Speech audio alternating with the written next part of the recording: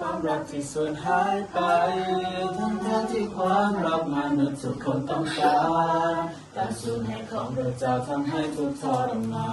นไม่มีความรักก็จะไม่มีความสามัคคีไม่มีความรักก็จะพลังอันหนึ่งสูญหายไปไม่มีความรักมนุษย์ก็แต่แยกกันไม่มีความรักทำให้พลังอันหนึ่งสูญหายไปไม่มีความรักมนุษย์ก็แต่แยกกันมาเถิดมายืนหยัดพระเจ้าและความรักมาเถิดมายืนหยัดพระเจ้าและความรั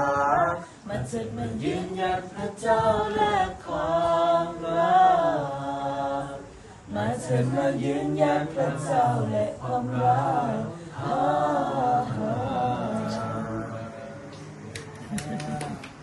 ที่นี่ไม่ต้องแปลเลย อันเนี้ยเป็นอะไรนะ เป็นความบันเทิงอันหนึ่ง